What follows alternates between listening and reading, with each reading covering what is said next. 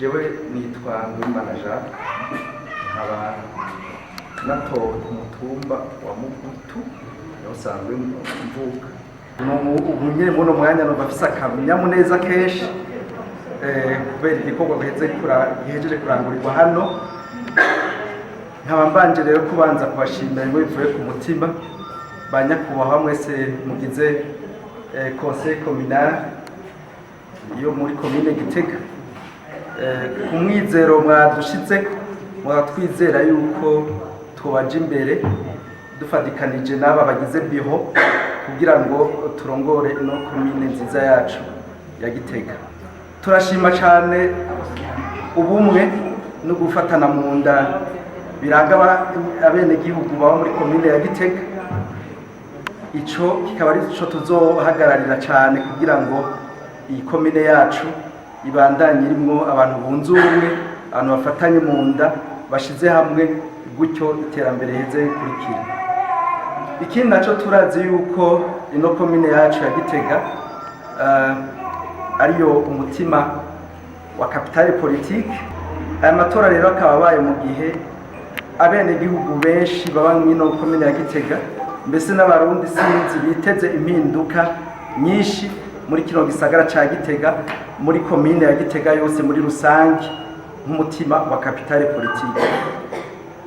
Tugere kuzofashanya n'aba mwese mugize conseil communal ya Gitega kugira ngo dushire mu ngiro imigambi leta ihari uyu munsi yemereye abene gihugu mu bisata byose bitandukanye bigize ubuzima bwa commune Gitega.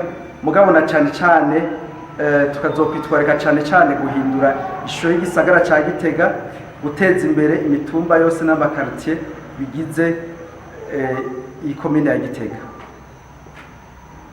Murazi yuko gahara mu rugamba ntibacure, tuzokwitwarika kandi ibibazo by'umutekano kugira ngo iryo terambere rishobore gukunda. Ico twebwe tubemereye nuko Imana ibidushoboje tutazohemuka kwibanga ngo dutore, tuzorikora kandi turikunze kuneza bene gihugu bose, tudaserukiye umugambwe watwizigiye, ariko turiko dutunganiza abene gihugu bose. Ikindi naco kiduha intege ni umwizero twafise ko turazi yuko twebwe ubwacu ataco twoshobora, ariko jewe ngiye nkaraba abashinga nahe n'abapfasoni bose bari ngaha n'ubushobozi bwabo bafise, turazi yuko tugiye hamwe twese byose bizoshoboka. Nagire ndabatumirire by'ukuri tuze tugire umutima umwe, tuze dukore dusenyera ku mugozi umwe, kuko turazi ko abene gihugu batwiteze ko vyinshi, kandi by'ukuri nta kabuza tugiye hamwe dufatanye mu nda Imana idushoboze tuzobishikako.